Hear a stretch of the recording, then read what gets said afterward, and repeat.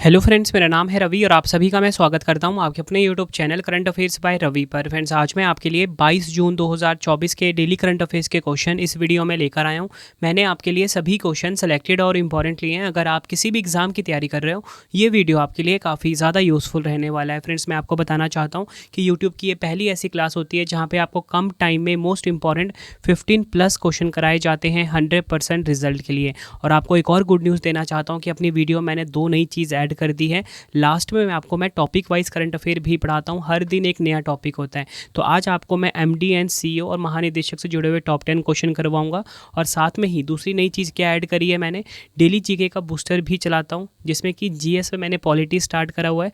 और आज आपको मैं पंचायत और नगर पालिकाएं से जुड़े हुए टॉप 10 क्वेश्चन करवाने वाला हूँ। फ्रेंड्स देखो, अगर आप मेरे से करंट अफेयर की क्लास ले रहे हो, कम टाइम में आप करंट अफेयर्स में तो एक्सपर्ट हो ही रहे हो, साथ में ही आप जीएस में भी एक्सपर्ट हो जाओगे टाइम के साथ। तो चलिए हम स्टार्ट कर लेते हैं आज के पहले क्वेश्चन से। पहला क्वेश्चन स्टार्ट करने से पहले पिछले कल जो मैंने आपको 15 क्वेश्चन करवाए थे ना, उनको फटाफट से एक बार हम रिवाइज कर लेते हैं। तो हमने पहला क्वेश्चन कल पढ़ा था, किसे उत्तरी अटलांटिक संधि संगठन यानी कि नाटो के अगले महासचिव के रूप में नियुक्त किया गया है। आंसर हो जाएगा मार्क रूटे। नेक्स्ट है, 10वां अंतर्राष्ट्रीय योग दिवस 2024 कब मनाया गया? 21 जून को। और 2024 की थीम क्या है? स्वयं और समाज के लिए योग। इंग्लिश में होगा yoga for self and society. Next है, संयुक्त राष्ट्र शरणार्थी उच्चायुक्त कार्यालय यानी कि यूएनएचसीआर ने किसे वैश्विक सद्भावना राजदूत नियुक्त किया है? आंसर हो जाएगा थियो जेम्स। नेक्स्ट है, सेना अस्पताल ने सशस्त्र बलों के लिए अपनी पहली स्किन बैंक सुविधा कहाँ प्रारंभ की है? नई दिल्ली में। नेक्स्ट है हमारा क्वेश्चन रिवीजन का। नीरज चोपड़ा ने फिनलैंड में आयोजित विश्व athletics continental gold tour event 2024 में माओ नूर्मी गेम्स में भाला फेंक स्पर्धा में कौन सा पदक जीता? स्वर्ण पदक।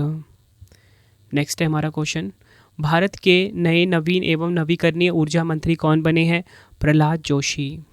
जून 2024 में समलैंगिक विवाह को मान्यता देने वाला पहला दक्षिण एशियाई देश कौन सा बन गया है? थाईलैंड।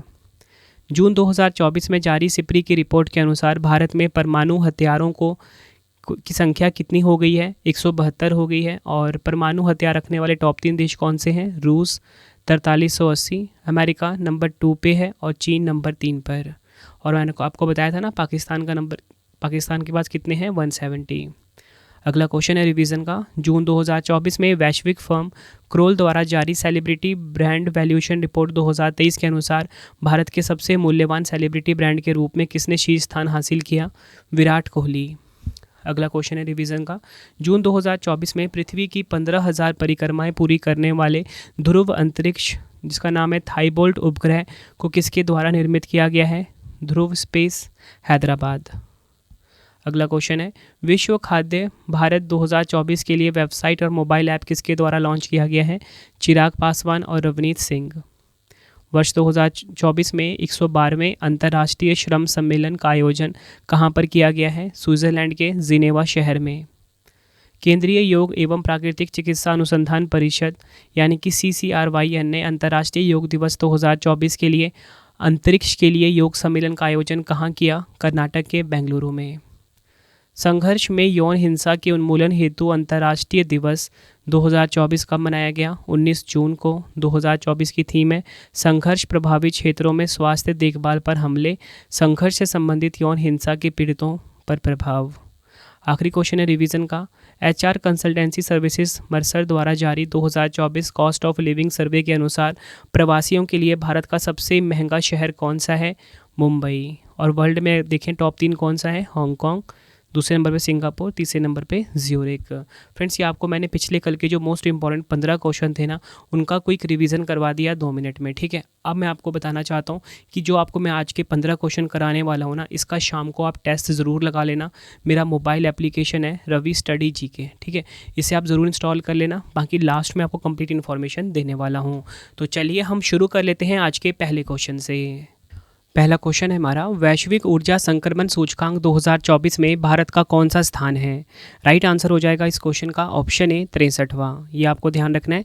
डिटेल में अगर हम समझें, वैश्विक आर्थिक मंच यानी कि WEF द्वारा जारी 2024 वैश्विक ऊर्जा संक्रमण सूचकांक, और आपको बताना चाहता हूँ वैश्विक ऊर्जा संक्रमण सूचकांक जो होता है इसे इंग्लिश में हम बोलते हैं ग्लोबल एनर्जी ट्रांजिशन इंडेक्स। तो आपको बताना चाहता हूँ कि WEF द्वारा जारी 2024 वैश्विक ऊर्जा संक्रमण सूचकांक के अनुसार 120 देशों में से भारत को 63वें स्थान पर रखा गया है। वर्ष 2023 में भारत 67वें स्थान पर था।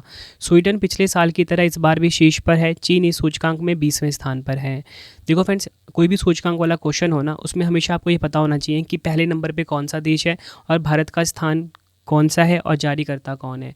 तो मैंने यहाँ पे आपको ये तो बता दिया कि भारत जो है 63वें स्थान पे है। एग्जाम में डायरेक्टली आपसे पूछा जाएगा। तो इसी के साथ अगर हम टॉप 3 की बात करते हैं, स्वीडन नंबर 1 पे है, डेनमार्क नंबर 2 पे है, फिनलैंड हो गया नंबर 3 पर। अगर हम डिटेल में और समझें वैश्विक ऊर्जा संक्रमण सूचकांक को, तो वैश्विक ऊर्जा संक्रमण सूचकांक विश्व आर्थिक मंच द्वारा विकसित एक ऊर्जा सूचकांक है जो अक्षय ऊर्जा संक्रमण के लिए देशों के वैश्विक परिवर्तन को मापता है। बात यहाँ पे WEF की हुई है, तो WEF के बारे में जान लेते हैं। 1971 में इसकी स्थापना हुई थी। मुख्यालय जिनेवा स्विट्जरलैंड में है। अध्यक्ष हैं क्लाउस श्वाब। इसी के साथ आपको मैं बताना चाहता हूँ कि विश्व आर्थिक मंच जो है यानी कि WEF जो है, ये काफ़ी सारे जो रिपोर्ट्स होते हैं, सूचकांक होते हैं, इनको जारी करता है जो कि काफ़ी इंपॉर्टेंट होते हैं एग्ज़ाम के लिए और एग्ज़ाम में पूछे जाते हैं। तो देखो, वैश्विक ऊर्जा संक्रमण सूचकांक ये जारी कौन करता है? WEF। वैश्विक प्रतिस्पर्धात्मकता रिपोर्ट ये कौन जारी करता है? विश्व आर्थिक मंच यानी कि WEF। वैश्विक सूचना प्रौद्योगिकी रिपोर्ट कौन जारी करता है? WEF। इसी के साथ वैश्विक लैंगिक अंतराल रिपोर्ट ये भी जारी करता है विश्व आर्थिक मंच। फिर जितने भी आपको मैंने यहाँ पे एडिशनल फैक्ट बताए हैं ना, एग्ज़ाम के लिए काफ़ी इंपॉर्टेंट थे। तो चलिए अब हम अगला क्वेश्चन देख लेते हैं। विश्व वर्षावन दिवस यानी कि वर्ल्ड रेन फॉरेस्ट डे 2024 कब मनाया गया है? राइट आंसर हो जाएगा ऑप्शन सी 22 जून को विश्व वर्षावन दिवस यानी कि वर्ल्ड रेन फॉरेस्ट डे मनाया गया है। डिटेल में अगर हम समझें, विश्व वर्षावन दिवस हर साल 22 जून को मनाया जाता है। उद्देश्य क्या है? वर्षावनों के महत्व के बारे में जागरूकता बढ़ाना और उनकी सुरक्षा और संरक्षण को बढ़ावा देने के लिए मनाया जाता है विश्व वर्षावन दिवस हर साल। थीम काफ़ी इंपॉर्टेंट है और अगर थीम छोटी हो जाए तो एग्ज़ाम के लिए मोस्ट इंपॉर्टेंट हो जाती है। तो इसकी थीम काफ़ी इंपॉर्टेंट है आपके लिए। तो विश्व वर्षावन दिवस 2024 की थीम है हमारे वर्षावनों की रक्षा में विश्व को सशक्त बनाना। इंग्लिश में भी आपको ध्यान रखना है, empowering the world in defence of our rain forests.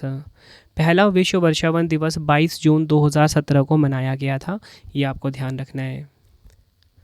अगला क्वेश्चन है हमारा, गिद्धों की एशियन किंग प्रजाति के लिए दुनिया का पहला जटायु संरक्षण और प्रजनन केंद्र कहाँ स्थापित किया गया है?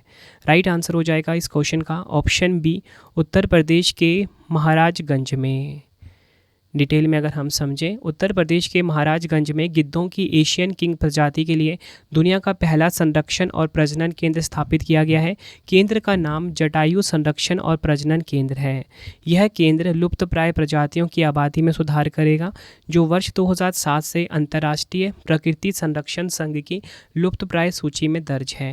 केंद्र का लक्ष्य गिद्धों के अच्छे स्वास्थ्य को सुनिश्चित करना और उनकी आबादी को बढ़ाना है। बात यहाँ पे उत्तर प्रदेश की हुई है। स्थापना हुई थी 24 जनवरी 1950 को। राजधानी है इसकी लखनऊ। राज्यपाल आनंदीबेन पटेल हैं। मुख्यमंत्री योगी आदित्यनाथ जी हैं। नेक्स्ट है हमारा क्वेश्चन, जून 2024 में किसे भारत की पुरुष और महिला रग्बी टीमों का मुख्य कोच बनाया गया है? राइट आंसर हो जाएगा इस क्वेश्चन का ऑप्शन बी वैसाले सेरेवी। ये नाम आपको ध्यान रखना है। ये है इनकी फ़ोटो। डिटेल में अगर हम समझें, विश्व रग्बी हॉल ऑफ फेम में शामिल वैसाले सेरेवी को भारत की पुरुष और महिला रग्बी 7S टीमों का मुख्य कोच बनाया गया है। उन्होंने 1991, 99 और 2003 के रग्बी वर्ल्ड कप में फिजी का प्रतिनिधित्व किया था। किंग ऑफ सेवन्स कहलाए जाने वाले सेरेवी ओलंपिक में रग्बी सेवन्स को शामिल करने के लिए अंतर्राष्ट्रीय ओलंपिक समिति के समक्ष विश्व रग्बी के सलाहकार भी रह चुके हैं। नेक्स्ट है हमारा क्वेश्चन, जून 2024 में ओडिशा विधानसभा का अध्यक्ष किसे नियुक्त किया गया है? राइट आंसर हो जाएगा इस क्वेश्चन का ऑप्शन बी सुरमा पाढ़ी। ये नाम आपको ध्यान रखना है। ये है इनकी फ़ोटो। डिटेल में अगर हम समझें, सीनियर बीजेपी लीडर सुरमा पाढ़ी ने ओडिशा विधानसभा अध्यक्ष का पदभार संभाला है। वह प्रमीला मलिक के बाद विधानसभा अध्यक्ष बनने वाली दूसरी महिला भी बन गई है। उन्होंने 2004-09 तक ओडिशा में बीजेपी गठबंधन सरकार में सहकारिता विभाग में स्वतंत्र प्रभाग के साथ राज्य मंत्री के रूप में काम किया है। बात यहाँ पे ओडिशा की हुई है तो आपको बताना चाहता हूँ, ओडिशा की स्थापना हुई थी 1 अप्रैल 1936 को। इसकी राजधानी भुवनेश्वर है। मुख्यमंत्री नए बन गए हैं मोहन चरण मांझी, बीजेपी पार्टी के हैं ये जो नए बने हैं अभी, और राज्यपाल रघुबर दास हैं ओडिशा के। नेक्स्ट है हमारा क्वेश्चन, जून 2024 में ईरान के IRGC सैन्य बल को आतंकवादी संगठन किस देश द्वारा घोषित किया गया है? राइट आंसर हो जाएगा इस क्वेश्चन का हमारा ऑप्शन सी, कनाडा। डिटेल में अगर हम समझें इस क्वेश्चन को, कनाडा ने ईरान के सशस्त्र बलों की एक शाखा Iran Islamic revolutionary guards core IRGC को आतंकवादी संगठन के रूप में सूचीबद्ध किया है। कनाडा में शीर्ष IRGC सदस्य सहित ईरानी अधिकारियों का प्रवेश प्रतिबंधित कर दिया गया है। IRGC को बहरीन, सऊदी अरब, स्वीडन और संयुक्त राज्य अमेरिका द्वारा भी आतंकवादी संगठन घोषित किया गया है। अगर हम बात करें IRGC की, क्या है IRGC? ईरान की इस्लामिक रिवोल्यूशनरी गार्ड कोर की स्थापना 40 साल पहले देश की इस्लामी व्यवस्था की रक्षा करने और नियमित सशस्त्र बलों को जवाब देने के लिए की गई थी। बात यहाँ पे कनाडा की हुई है। कनाडा ने घोषित किया है ना IRGC सैन्य बल को आतंकवादी संगठन। तो कनाडा के बारे में जान लेते हैं। उत्तरी अमेरिका में स्थित एक देश है, राजधानी ओटावा है, मुद्रा है कनाडाई डॉलर और प्रधानमंत्री हैं जस्टिन ट्रूडो। मैं आपको ना कनाडा की लोकेशन दिखा देता हूँ वर्ल्ड मैप के ऊपर। तो देखिए फ्रेंड्स, ये है वर्ल्ड मैप और सबसे पहले आपको रिलेट करना है कि हमारा प्यारा भारत कहाँ पर है। तो देखिए फ्रेंड्स, यहाँ पे है हमारा प्यारा भारत और यहाँ से जब आप पश्चिमी साइड जाओगे तो पश्चिमी देश ये जो आपको दिख रहा है कनाडा, जिसका कि क्षेत्रफल काफ़ी बड़ा है, आपको दिख रहा है यहाँ पे, ठीक है। अंतर्राष्ट्रीय जो बॉर्डर है इसका ये भी काफ़ी लंबा है, ठीक है। फ्रेंड्स, कनाडा के बारे में आपको दो चीज़ें बताना चाहता हूँ। जो कनाडा का क्षेत्रफल है ना, ये विश्व में दूसरे नंबर पे है रूस के बाद, और इसकी जो बाउंड्री है ना, ये वर्ल्ड में नंबर 1 पे, मतलब ये जो उसकी सीमा रेखा है ना, ये काफ़ी लंबी है, वर्ल्ड में नंबर 1 पर है, ठीक है। लोकेशन देखिए फ्रेंड्स, ये हमारा प्यारा भारत है। जब पश्चिमी साइड आप ये जो देश देख रहे हो हरे रंग का बड़ा सा, यही देश है कनाडा। तो चलिए अब हम अगला क्वेश्चन कर लेते हैं। नेक्स्ट है हमारा क्वेश्चन, स्टीफन अवज्ञान मेमोरियल 2024 का खिताब किस भारतीय खिलाड़ी ने जीता है? राइट आंसर हो जाएगा ऑप्शन सी, अर्जुन एरिगैसी। ये नाम आपको ध्यान रखना है। डिटेल में अगर हम समझें, भारतीय ग्रैंड मास्टर अर्जुन एरिगैसी ने अर्मेनिया के जरमुख में स्टीफन अवज्ञान मेमोरियल 2024 का खिताब जीता है। 20 वर्षीय एरिगैसी ने 8वें दौर में रूस के ग्रैंड मास्टर वोलोदार मुर्जिन को हराया है। जीत से अर्जुन लाइव रेटिंग में अपने करियर के सर्वोच्च चौथे स्थान पर पहुंच गए हैं। तो आपको ध्यान क्या रखना है, स्टीफन अवज्ञान मेमोरियल 2024 जो कि एक शतरंज टूर्नामेंट है, इसका खिताब जीता है भारतीय खिलाड़ी अर्जुन एरिगैसी ने। यह है इनकी फ़ोटो। नेक्स्ट है हमारा क्वेश्चन, भारत के नए स्वास्थ्य और परिवार कल्याण मंत्री कौन बने हैं? राइट आंसर हो जाएगा इस क्वेश्चन का ऑप्शन बी, JP नड्डा। यह फ़ोटो देख सकते हो, ये हैं JP नड्डा जी। डिटेल में अगर हम समझें, प्रधानमंत्री नरेंद्र मोदी के नेतृत्व वाली गठबंधन सरकार में भाजपा प्रमुख JP नड्डा को स्वास्थ्य मंत्रालय का प्रभार सौंपा गया है। JP नड्डा पहले भी 2014 से 2019 तक केंद्रीय स्वास्थ्य मंत्री के रूप में काम कर चुके हैं। प्रधानमंत्री नरेंद्र मोदी जी ने 9 जून को नई सरकार के लिए 71 मंत्रियों के साथ शपथ ली है। इनमें से 30 को कैबिनेट मंत्री, 5 को स्वतंत्र प्रभाव वाले राज्य मंत्री और 36 को राज्य मंत्री बनाया गया है। ये आपको ध्यान रखना है। नेक्स्ट है हमारा क्वेश्चन, वर्ष 2024 में राष्ट्रीय महिला आयोग यानी कि NCW द्वारा सर्वाधिक शिकायतें किस राज्य से प्राप्त हुई हैं? राइट आंसर हो जाएगा इस क्वेश्चन का ऑप्शन सी, उत्तर प्रदेश राज्य से। डिटेल में अगर हम समझें, राष्ट्रीय महिला आयोग यानी कि NCW को 12,648 शिकायतें प्राप्त हुई है, जिनमें से सबसे अधिक 6492 उत्तर प्रदेश से हैं। महिलाओं के विरुद्ध अपराधों की श्रेणियों में सबसे अधिक 3,567 शिकायतें गरिमा की अधिकार श्रेणी से प्राप्त हुई हैं, जिसमें घरेलू हिंसा के अलावा उत्पीड़न शामिल है। देखो फ्रेंड्स, मैंने यहाँ पे आपको तो बता दिया कि जो उत्तर प्रदेश राज्य है यहाँ पे सबसे ज़्यादा शिकायतें मिली हैं। तो टॉप 3 भी आपको बता देता हूँ। उत्तर प्रदेश 6492 शिकायतों के साथ नंबर 1 पे है, दिल्ली दूसरे स्थान पे है, और अगर हम बात करें केंद्र शासित प्रदेश में, दिल्ली नंबर 1 पर है, ठीक है। और महाराष्ट्र है 764 शिकायतों के साथ नंबर 3 पर। नेक्स्ट है हमारा question, state of global air report 2024 के अनुसार वायु प्रदूषण से होने वाली मौतों में भारत का वैश्विक स्तर पर कौन सा स्थान है? राइट आंसर हो जाएगा ऑप्शन ए, दूसरा स्थान है। डिटेल में अगर हम समझें इस क्वेश्चन को, स्टेट ऑफ ग्लोबल एयर 2024 की रिपोर्ट के अनुसार भारत में वायु प्रदूषण के कारण हर दिन 464 बच्चों की मृत्यु होती है। PM 2.5 नामक वायु में पाए जाने वाले महीन कण भारत में वायु प्रदूषण से होने वाली मौतों का मुख्य कारण है। रिपोर्ट के अनुसार दिल्ली, कोलकाता, मुंबई, चेन्नई और बेंगलुरु जैसे शहरों में वायु प्रदूषण का स्तर विश्व स्वास्थ्य संगठन द्वारा निर्धारित सुरक्षित सीमा से कई गुना अधिक है, जो इन्हें बच्चों के लिए सबसे ज़्यादा खतरनाक शहर बनाते हैं। आगे अगर हम देखें, जारी करता है इसकी अमेरिका स्थित शोध संगठन हेल्थ इफेक्ट्स इंस्टीट्यूट और यूनिसेफ। रिपोर्ट के कुछ अंश देख लेते हैं जो कि रिपोर्ट में बताया गया है। इस रिपोर्ट के मुताबिक 2021 में दुनिया भर में करीब 81 लाख लोगों की मृत्यु हुई है। विश्व के 99% जनसंख्या ऐसे स्थानों पर रहती है जहां PM 2.5 प्रदूषण का स्तर अस्वास्थ्यकर है। ठीक है, PM का फुल फॉर्म क्या होता है? Particulate matter. ठीक है, ये क्या होता है? हम एयर की क्वालिटी को चेक करने के लिए यूज़ करते हैं PM वर्ड। टॉप 3 देश देख लेते हैं। चीन नंबर 1 पे है, भारत नंबर 2 पे है, पाकिस्तान नंबर 3 पर है। मतलब ये सूचकांक वाला क्वेश्चन था और इसमें आपको ये भी पता लग गया कि भारत की रैंक क्या है। भारत है सेकंड नंबर पे और पहले नंबर पे कौन है? चीन है। तो आपसे पूछा जा सकता है एग्ज़ाम में, बताओ कि वायु प्रदूषण से होने वाली मौतों में कौन सा देश पहले नंबर पे है वर्ल्ड में? तो आप बोलोगे चीन देश। फ्रेंड्स, अगर आपको वीडियो की क्वालिटी, वीडियो का कंटेंट और आपके रवि सर की मेहनत पसंद आ रही है, वीडियो को लाइक और शेयर ज़रूर करें। कमेंट बॉक्स में अपना फीडबैक भी दें कि आपको वीडियो कैसी लगती है। फ्रेंड्स, मेरी कोशिश यही है कि मैं आपको ना आपके एग्ज़ाम में करंट अफेयर और GS में 100% स्कोर करवाना चाहता हूँ। अब तक सिर्फ आप ना कहीं पे भी पढ़ते थे 8 या 10 क्वेश्चन पढ़ते थे 1 घंटे, 1.5 घंटे, 2 घंटे में, लेकिन मैंने फ्रेंड्स 20 मिनट के आसपास के टाइम में आपको मैं डेली के 15 इंपॉर्टेंट क्वेश्चन करवा रहा हूँ। इसीलिए करवा रहा हूँ ताकि आपको एग्जाम में कोई भी क्वेश्चन नया देखने को ना मिले फ्रेंड्स। ठीक है, क्योंकि डेली के तो मिनिमम 15 क्वेश्चन बनते ही हैं करंट अफेयर्स के, तो मैं आपको हर दिन कंप्लीट करवाता हूँ। ठीक है, अगर आपको वीडियो और मेरी जो इनिशिएटिव है पसंद आ रही है ना, बस आपको लाइक और करना है वीडियो को और शेयर करना है। आज की वीडियो को जो लाइक का टारगेट हमने रखा है 2000 लाइक का टारगेट रखा है, तो वीडियो को लाइक ज़रूर करें आप। नेक्स्ट है हमारा क्वेश्चन, जून 2024 में किस उच्च न्यायालय ने सार्वजनिक रोजगार में ट्रांसजेंडर व्यक्तियों के लिए 1% आरक्षण सुनिश्चित करने का निर्णय लिया है? राइट आंसर हो जाएगा ऑप्शन सी, कलकत्ता उच्च न्यायालय।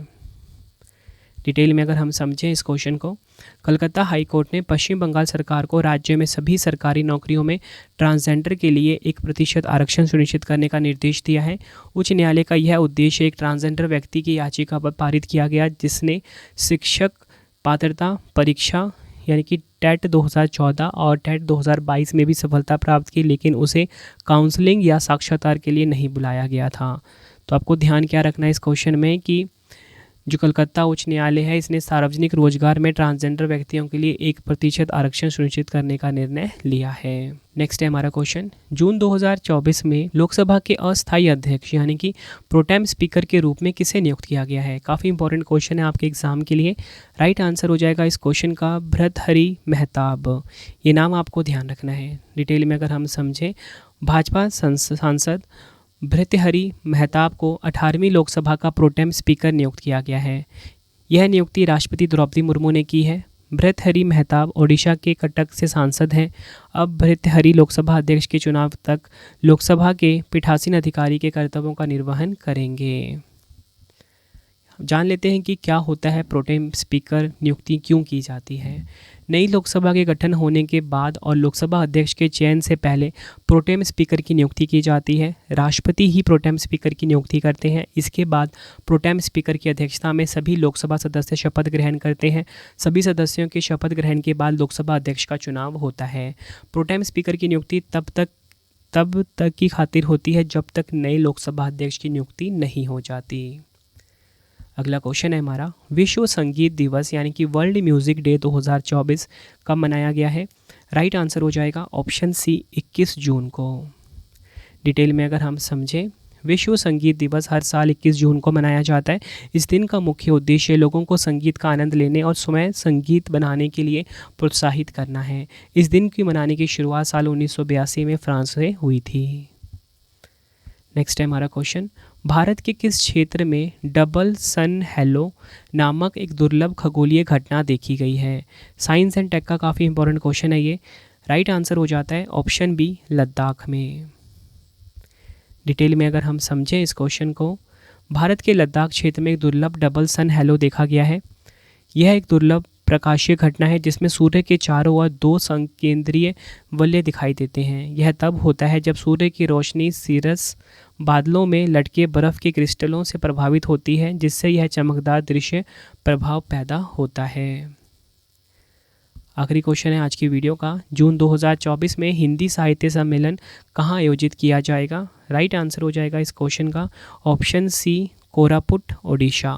ओडिशा के कोरापुट में हिंदी साहित्य सम्मेलन 2024 का आयोजन किया जाएगा। हिंदी साहित्य सम्मेलन प्रयाग का अमृत महोत्सव अधिवेशन इस वर्ष 23 से 25 जून तक ओडिशा के कोरापुट में आयोजित होगा। उद्घाटन सत्र के मुख्य अतिथि हैदराबाद केंद्रीय विश्वविद्यालय के पूर्व प्रति कुलपति प्रोफेसर RS सराजू होंगे। इस अधिवेशन के सभापति केंद्रीय हिंदी संस्थान आगरा के निदेशक प्रोफेसर सुनील बाबूराव कुलकर्णी होंगे। हिंदी साहित्य सम्मेलन की स्थापना 1910 में हुई थी और इसके प्रारंभिक सभापतियों में पंडित मदन मोहन मालवीय और महात्मा गांधी भी शामिल हैं। देखो फ्रेंड्स, ये तो मैंने आपको बता दिया कि जो हिंदी साहित्य सम्मेलन है 2024 वाला कोरापुट ओडिशा में होगा। ठीक है, अब जब ये सम्मेलन होगा इसकी अगर थीम आती है तो वो मैं आपको नेक्स्ट वीडियो में अपडेट कर दूंगा। मतलब कोई भी पॉइंट मैं आपका छोड़ने वाला नहीं हूँ। जो पॉइंट आपके सामने मैंने लिखा है ना, बहुत ही कम इन्फॉर्मेशन और रेलिवेंट इन्फॉर्मेशन मैं आपके लिए लेकर आता हूँ। ठीक है, ताकि आपको पढ़ने में इंटरेस्ट बने। देखो फ्रेंड्स, मैंने आपको 15 क्वेश्चन करवा दिए कम टाइम में। सभी के सभी इन्फॉर्मेशन जो भी एग्जाम के लिए इंपॉर्टेंट थे सब कुछ रखे मैंने अपनी वीडियो में, लेकिन आपको पता नहीं भी लगा हुआ कि आपने 15 क्वेश्चन इतनी जल्दी कैसे पढ़ लिए। ठीक है, क्योंकि मैं बिल्कुल तरीके से आपको पढ़ा रहा हूँ। जब करंट अफेयर पढ़ा रहा हूँ सिर्फ करंट अफेयर ही। ठीक है, इस वीडियो का जो हमारा पहला फेज़ था ना वो हमने कंप्लीट कर लिया। अब सेकंड फेज़ स्टार्ट हो गया जिसमें कि हम टॉपिक वाइज करंट अफेयर में टॉप 10 क्वेश्चन को रिवाइज करेंगे पिछले। ठीक है, तो आज का हमारा टॉपिक क्या है? MD CO महानिदेशक। ठीक है, हर दिन एक नया टॉपिक आपको पढ़ाता हूँ, तो आज हम ये पढ़ लेते हैं। तो हमारा पहला क्वेश्चन है, एक्सिस बैंक के MD एंड CEO कौन बने हैं? अमिताभ चौधरी। धनलक्ष्मी बैंक के MD एंड CEO Ajit Kumar KK। Bank of Maharashtra के MD एंड CEO निधु सक्सेना। पूनावाला फिनकॉर्प के MD एंड CEO बने हैं Arvind Kapil. LIC mutual fund and fund asset management के MD एंड CEO बने हैं रवि कुमार झा। सीमा सुरक्षा बल यानी कि BSF के महानिदेशक बने हैं नितिन अग्रवाल। CRPF के महानिदेशक बने हैं अनीश दयाल सिंह। RPFS यानी कि रेलवे सुरक्षा बल सेवा के महानिदेशक बने हैं मनोज यादव। भारतीय तिब्बत सीमा पुलिस बल यानी कि ITBP के महानिदेशक बने हैं राहुल रसगोत्रा। सेकंड फेज़ भी हमने कंप्लीट कर लिया। अब हम पढ़ेंगे वीडियो का थर्ड फेज़ में हम GK बूस्टर पढ़ते हैं। तो पॉलिटी में आज आपको पंचायत और नगर पालिकाओं से जुड़े हुए टॉप 10 क्वेश्चन करवा देता हूँ। तो हमारा पहला क्वेश्चन है यहाँ पे, पंचायत का सदस्य बनने के लिए आवश्यक न्यूनतम आयु कितनी होती है? राइट आंसर हो जाएगा 21 वर्ष। अगला क्वेश्चन है, संविधान के अनुच्छेद 243 से 243 किससे संबंधित है? पंचायतों से। भारतीय संविधान के अनुसार पंचायत से संबंधित प्रावधानों का उल्लेख किस में किया गया है? भाग 9 में। ग्राम पंचायतों के संगठन का उल्लेख किस में किया गया है? अनुच्छेद 40 में। पंचायत से संबंधित संविधान की 11वीं अनुसूची में कितने विषय शामिल हैं? 29। नगर पालिका, नगर निगम और पंचायत का गठन किसके द्वारा किया जाता है? राज्य सरकार के द्वारा। नेक्स्ट है, एक शहरी स्थानीय निकाय जो 10 लाख से अधिक आबादी वाले शहरी क्षेत्र का प्रशासन करता है उसे क्या कहते हैं? नगर निगम। भारतीय संविधान का कौन सा अनुच्छेद पंचायतों की संरचना के बारे में बताता है? अनुच्छेद 243C। पंचायती राज व्यवस्थाओं को संवैधानिक दर्जा प्रदान करने के लिए 73वां संविधान संशोधन अधिनियम कब लागू किया गया? अप्रैल 1993 को। त्रिस्तरीय पंचायती राज व्यवस्था का सबसे निचला स्तर कौन सा होता है? ग्राम पंचायत। तो फ्रेंड्स, ये मैंने आपको डेली GK बूस्टर में पॉलिटी का पंचायत और नगर पालिकाओं से जुड़े हुए टॉप 10 क्वेश्चन भी करवा दिए। वीडियो के तीनों फेज़ कंप्लीट हो गए, बिल्कुल हमने सिस्टमैटिक वे से पढ़ा। ठीक है, अब आपके लिए ना 2 क्वेश्चन का टेस्ट आ गया है जिसका आंसर आप सभी ने मुझे कमेंट बॉक्स में देना है। टेस्ट फ्रेंड्स आप ज़रूर अटैम्प्ट करना। ठीक है, टेस्ट से पता लगता है कि आपने पूरी वीडियो देखी है या नहीं देखी है, और आपका मतलब कि रिवीजन भी हो जाएगा एक तरीके से। ठीक है, तो टेस्ट आप ज़रूर अटैम्प्ट करा करिए। टेस्ट के लिए आप सभी को ऑल दी बेस्ट। तो पहला क्वेश्चन है, वैश्विक ऊर्जा संक्रमण सूचकांक 2024 में भारत का कौन सा स्थान है? 4 ऑप्शन है आपके पास। दूसरा क्वेश्चन देखते हैं टेस्ट का, भारत के नए स्वास्थ्य और परिवार कल्याण मंत्री कौन बने हैं? दोनों क्वेश्चन का आंसर आपने कमेंट बॉक्स में देना है। वीडियो कैसी लगी फीडबैक भी ज़रूर देना है। अब आपके लिए इंपॉर्टेंट इन्फॉर्मेशन है। देखो फ्रेंड्स, अगर आपको कोई भी सब्जेक्ट की बुक चाहिए, GS, polity, history, computer, current affairs, ठीक है, जनवरी से लेके मई तक की सभी करंट अफेयर्स की ई बुक, मंथली करंट अफेयर्स की ई बुक, तो आपको हमारी वेबसाइट पे जाना है www.ravibooks.pdf.com, ठीक है। इस पे जाके आप हमारी बुक्स को बाय करके अपने एग्ज़ाम की तैयारी को बहुत मजबूत बना सकते हो। आपके तरह आपके लिए प्रॉपर नोट्स होगा ये, जो आपके रवि सर ने बनाया है, ठीक है। मैंने बहुत मेहनत करी है मैंने आप सभी के लिए बेस्ट कंटेंट अपनी ई बुक्स में रख कर। साथ में ही आप हमारा टेलीग्राम ज्वाइन कर लीजिए, करंट अफेयर्स बाय रवि नाम से है, ठीक है। यहाँ पे आपको डेली पीडीएफ्स मिल जाती हैं, और सबसे इंपॉर्टेंट चीज़ की जो आपको मैं पढ़ाता हूँ शाम को, उसका टेस्ट भी लेता हूँ। Ravi study GK mobile application है, ठीक है। काफ़ी सारे स्टूडेंट आप सभी होंगे जो टेस्ट ज़रूर अटैम्प्ट करते होंगे, ठीक है, एप्लीकेशन पे। और यहाँ पे जो फ्री टेस्ट का आपको ऑप्शन मिल रहा है ना, यहीं पे जाके आपको टेस्ट लगाना है। वीडियो अगर आपको पसंद आई है, वीडियो को लाइक और शेयर ज़रूर करें फ्रेंड्स, ठीक है। और आपको फ्रेंड्स अभी छोटी सी मैं एक रिक्वेस्ट करना चाहता हूँ। देखो फ्रेंड्स, ये जो मैंने एप्लीकेशन आपके लिए बनाया है ना, इंडिया की बहुत बड़ी कंपनी से बनाया है, लेकिन कुछ शरारती तत्वों ने क्या किया है, इसकी रेटिंग ख़राब कर दी है एप्लीकेशन की प्ले स्टोर पे जाके। देखो फ्रेंड्स, ना तो मैं आपसे कोई पैसे ले रहा हूँ, बिल्कुल फ्री में आपको मैं डेली का टेस्ट प्रोवाइड कर रहा हूँ, ठीक है।